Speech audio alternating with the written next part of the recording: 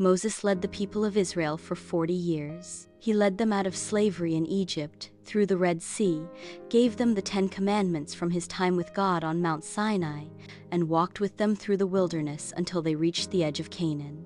But as he neared the end of his life, God showed Moses that it was time to hand off leadership to someone else. In a final address to the people of Israel, he shares these final words with his successor, Joshua. "Be strong and courageous. The Lord himself goes before you and will be with you. He will never leave you nor forsake you. Do not be afraid. Do not be discouraged." This is the last record we have of Moses talking to Joshua. Notice he didn't say, "Good luck. These people are exhausting." Or, "Here's a situation going on. You should handle it this way." Moses wasn't telling Joshua exactly how to do something, but instead, how to see everything. Moses drew Joshua's attention to the most important part of the story, God. Moses had been a crucial leader, but it was only because of God that Israel could move forward. It was only because of God that they had made it that far. And because God is the author of the story, his provision would continue even after Moses was gone. Because God was with Israel, Joshua didn't need to fear anything, and when God is with you, there is nothing to fear. He will lead the way. He will lead you. For 40 years, Moses walked at the front of the people of Israel. He wasn't just their leader. He was their shepherd, their guide, the one God had chosen to bring his people out of the chains of Egypt. He led them through the Red Sea, when the water stood like walls on either side and the people walked across on dry ground. He climbed Mount Sinai and came back down carrying the very words of God, the 10 Commandments written in stone. And through endless days in the wilderness, days of hunger, thirst, doubt, and wandering, Moses stood before the people, reminding them of who their God was and what he had promised. But even the greatest leaders eventually come to the end of their journey.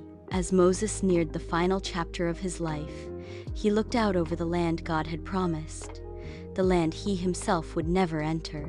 And there, standing before the people, he turned his attention to the one who would carry the mantle forward, Joshua. Joshua had been at Moses' side for years, his aide, his assistant, his apprentice. But now, the weight of leadership, of guiding a nation into unknown battles and new territory, would fall on his shoulders. Imagine the moment.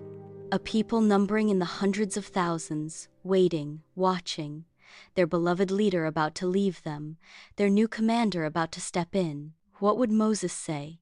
What final instructions would he give?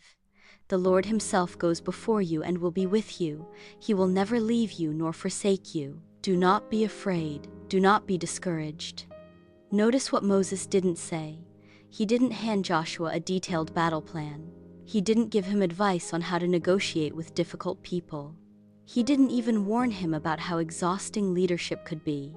Instead, Moses pointed Joshua's eyes to the most important truth, God himself.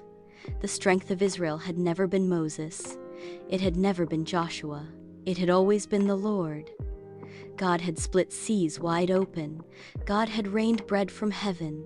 God had drawn water out of solid rock. God had carried his people through deserts and dangers.